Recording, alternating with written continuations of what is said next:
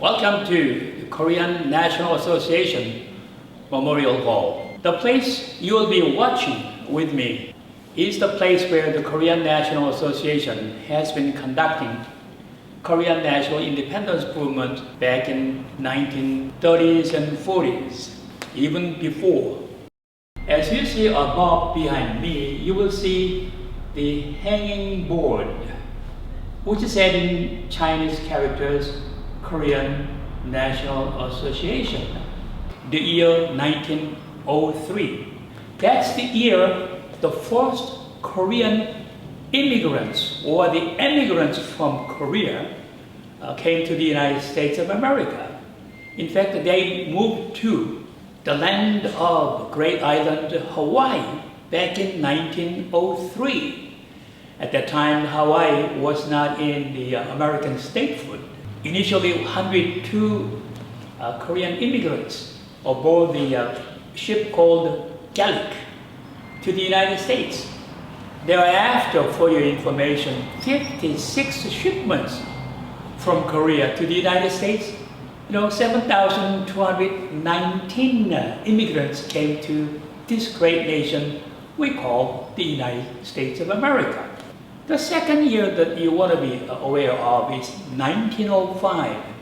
2 years later, what happened was that's the year when Korea was unlawfully, illegally annexed or occupied by the imperialist Japan. That's the year when the Koreans abroad outside of Korea began to think about the restoration of a Korean independence movement. The third year that you want to be familiar with is year 1910. 1910 is the year where the Korean National Foundation was founded. And then 1 year later, which is 1911, when the immigrants in the United States realized they don't have any country to return to, they decided to aid their resolution to restore the Korean independence movement. The ship you see behind me is famous SS Gallic. Why do I say it is famous? Because this is the first ship that carried the 102 Korean emigrants or immigrants to the United States back in 1903, 117 years ago. After they arrived in the Hawaii, working at the plantation. For information, it's not an easy job to work in the plantation. You gotta work all day long, from 6 in the morning up until 5 at night. The male, they got paid only 65 cents. The woman paid only 50 cents. Scorching hot, it's extremely difficult conditions for them. However, they persisted, they worked hard. So once they arrived, some people stayed in the state of Hawaii now, and later they move on to the mainland, the continent, new continent, in search of the freedom and better life. The first place they arrived in the western coast of the United States was Angel Island near San Francisco. When they arrived, they could not be more than surprised to hear that the Japan occupied Korea illegally, which means the Korean national sovereignty was effectively lost, which means they don't have any country return to. So what happened was that they got together in San Francisco, and the gentleman you see behind me, and his name, the most prominent Korean figure, and his name is An Chang-ho. And he was following with them, and then they formed a community, credit unions or Korean associations. However, when they realized Korea was lost, that is, sovereignty was lost to Japan, they started to form, what can we do to restore? Probably throughout the Korean history, and also the most prominent, the Koreans outside of Korea, Mr. John and Mr. Chang. You may not recall which one is which. In fact, that is not important. What is important is what these two men did to do away with the U.S. diplomat. Mr. Stevens, I said pro-Japanese career. In fact, he was the employee of the Ministry of Japanese Foreign Affairs, but at the same time, at the instigation of the Japanese government, Mr. Stevens was also the foreign advisor for the Korean King Kojong. What happened was that this gentleman was propagating to the world that Koreans are not competent to enjoy the independence movement. The Korean king is so incompetent, they are not eligible to have independence, things like that. And then when he arrived in San Francisco and had an interview with a local newspaper, such that, so obviously the provocation of this statement by this U.S. diplomat, representatives of Korean communities went over to his hotel, Fairmont Hotel, I recall, and they asked him, "Did you make such a statement?" He said, "Yes." "Is it true that Japanese are killing off the many Koreans in Korea?"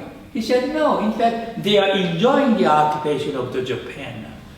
And then when they heard, they said, "That is not true. Therefore, we ask you to retract your statement from the newspaper." He said, "No, get lost." And what happened was that they realized that Mr. Stevens will be leaving the San Francisco ferry the next day. Two gentlemen, they did not know each other who the other guy was. Apparently, meet with Mr. Stevens one more time at the ferry boat. So when he still did not retract his statement, Mr. John, one of them, in fact, fired, but it misfired. So he couldn't do. But there was a little scuffle ensued. During that moment, Mr. Chen, one of the gentlemen to the left, had fired 3 shots. 2 shots to the chest, the other was the back, and the other to the shoulder of Mr. John. To make a long story short, they got arrested at the scene by the San Francisco Police Department officers. And then what happened was that during the trial, they could not represent. They were looking for the competent legal counsels to represent their cases. So one of the fine legal minds called Durham Coughlin was retained by this Korean community. And at that time, this novel concept by Schopenhauer's the patriotic insanity defense, which means when you got so angry, provoked, the heated passion of patriotism apparently drove these 2 men to the violence. So that novel defense concept was developed to the jury trial. To make a long story short, the man who shot these 2 gentlemen was sentenced to 25 years by the jury, second-degree murder, that is. However, Mr. Chun, whose revolver misfired, was dismissed, set free. After 10 years of services in sentence, Mr. Chan was released. Thereafter, unfortunately, the Japanese government was always put him on the constant surveillance. Wherever he goes, in fact, he was given the different names, aliases, to travel outside or inside the United States so that he can escape the Japanese surveillance. Later, after Chang traveled to Korea and other countries, he came back, and during his sickness, unfortunately, Mr. Chan committed suicide. Later, Korean government, recognizing his achievement, repatriated Mr. Chan to Korea to bury him in honor back in South Korea. Mr. John also In fact, they did not conspire anything because they did not know who the other guy was. In fact, they did not know whether this guy had a gun or anything. The man who was released upon the trial, they didn't have a trial for Mr. Chun. So recently, as recently as last week, Mr. Chun's last surviving daughter, Margaret Chun, passed away at the age of 98 here in Los Angeles. After they have such a violent moment of Korean history, the Koreans realized, what do we do for the Korean independence movement? What can we do? We don't have the country. The country is now occupied by the Japanese. Problem is, those Korean immigrants living in the United States, what is their legal status? If something happens, what can we do? That's the next story. Korea was lost its independence, sovereignty in 1905 by Japanese occupation of the peninsula. The problem is that those immigrants who came to this country, since they were working at the sugar plantations or the orange plantations or areas, their problem was that sometimes they have disputes with the owners, with other peoples.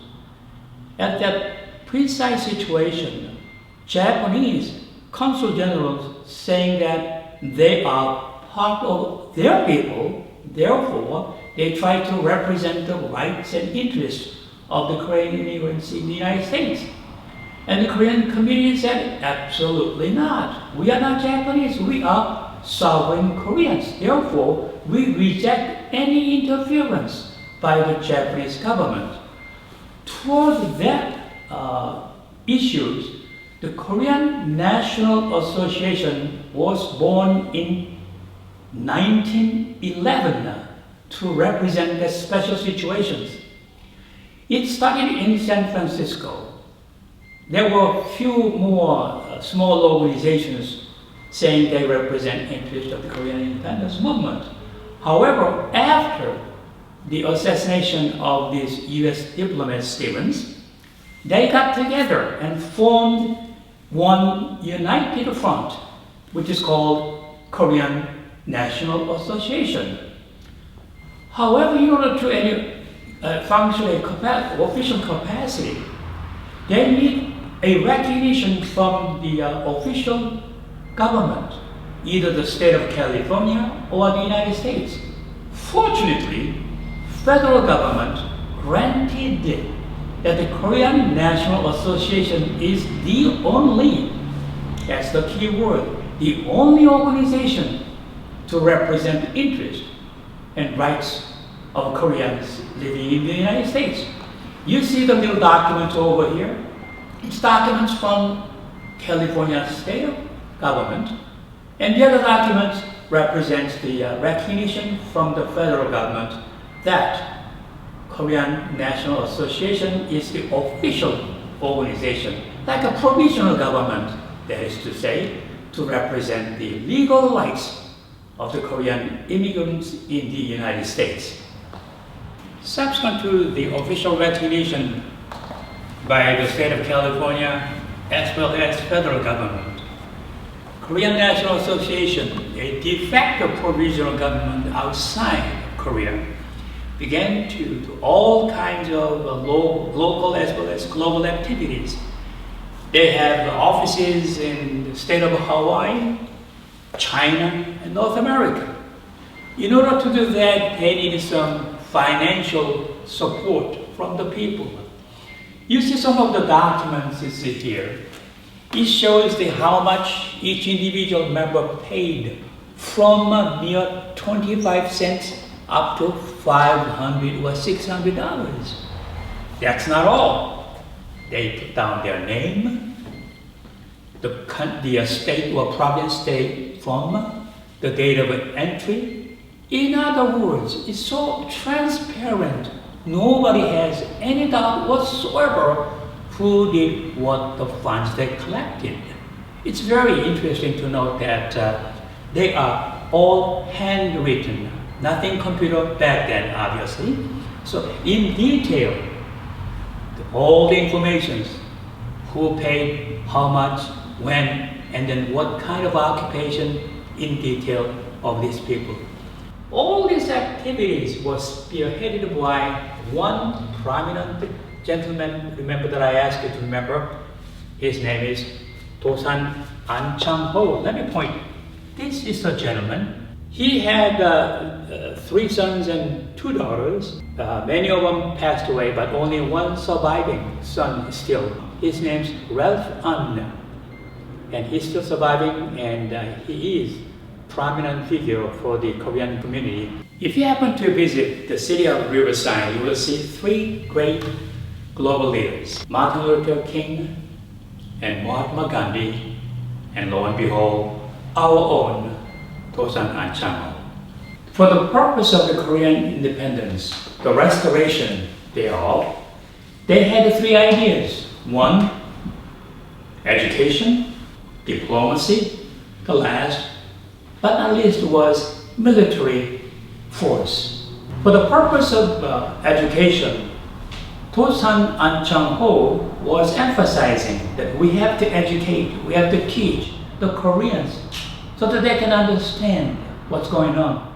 In other words, he was emphasizing the enlightenment on the minds of the people. The other was emphasizing diplomacy. We have to talk about, we have to utilize diplomacy instead of military forces elsewhere.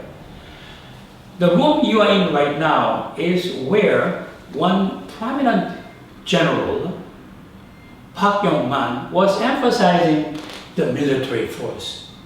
And in fact, he set up a school in Hastings, Nebraska, where they actually train the Koreans so that we can get ready and go out there and fight with the Japanese.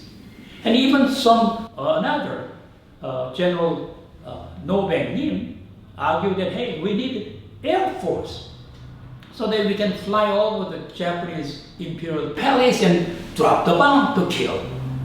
But anyway, because of geographical distances, none more feasible. The Air Force in Willowfield in California became the beginning of the Korean Air Force. But once again, this idea of military force was not effective.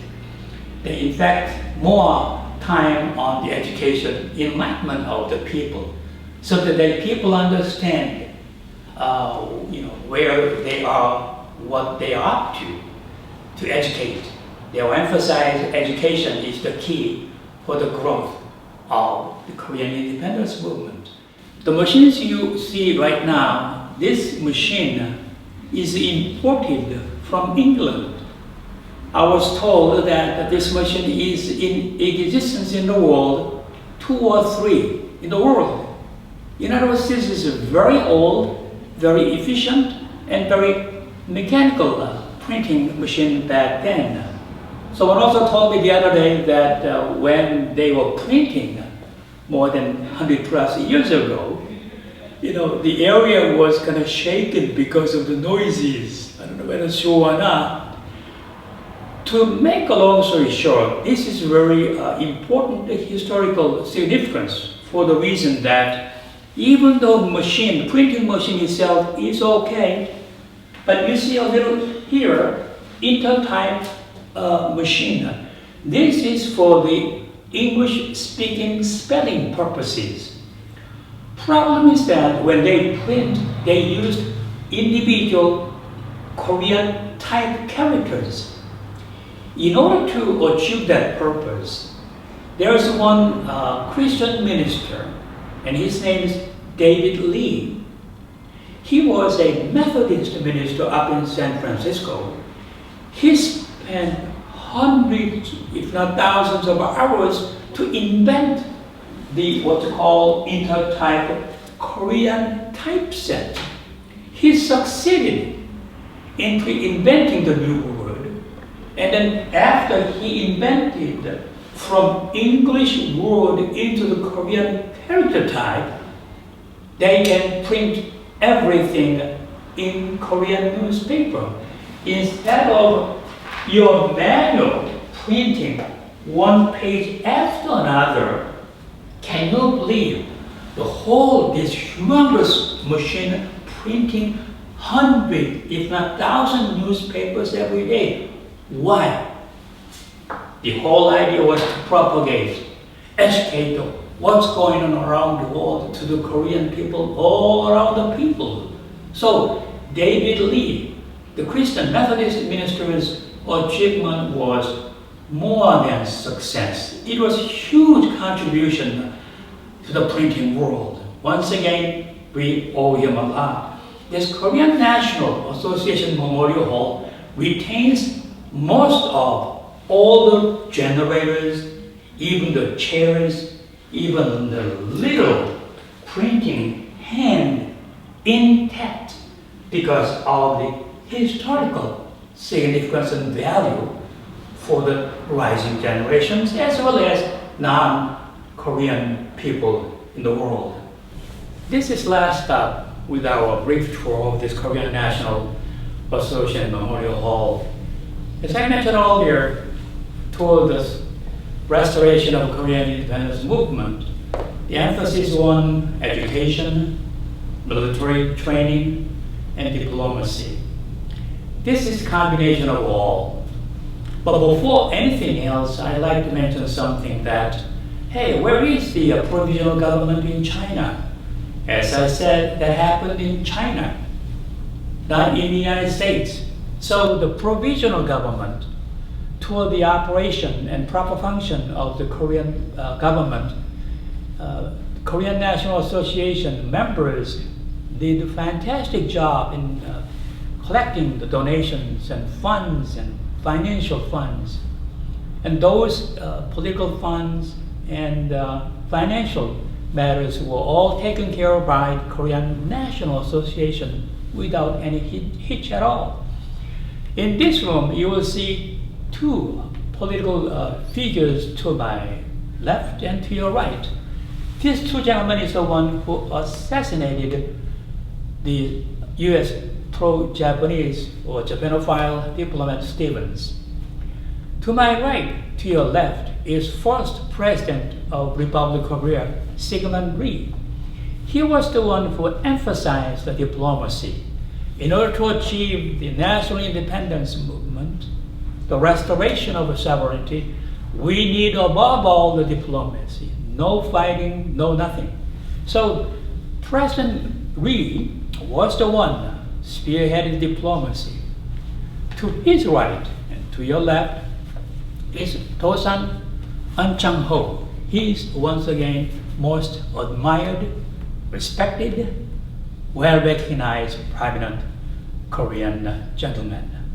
So in this room, the little pictures to my front shows how Korean diplomats, back then they didn't have any legal status at all, only Korean immigrants. They worked hard with the international organizations and United States government. Problem is that the United States government did not grant their proper visas to represent interests of Korea at the international conference. Nothing. In fact, when they went there, they were effectively barred from entering the conference. Therefore, they could not achieve their purposes. In Korean name, his name is Seo-jae-pil. In English, Dr. Philip Jason. He was the first Korean American to be the citizen, as well as he was first Western medical doctor as a Korean to the United States. He was a pivotal figure in the eastern part of the United States where the Korean independence movement was in full swing. So this last room depicts the story where the Korea finally gained restoration of independence in August 15, 1945. Before that, the United States government and the Korean immigrants were working hand in hand in good solidarity, where the Korean immigrants rendered lots of assistance to the United States government. And a lot of pictorials on the wall show how they closely cooperated toward the they were fighting together against the Japanese. And finally, they regained Korean independence movement. And this will also finally depict some stories how the Korean National Association is still working for the good cause and betterment of the Koreans living in the United States. Each member, the Korean National Association, are still active in the lives of Korean immigrants in the United States of America. Once again, thank you very much for hanging with me. God bless you. Thank you.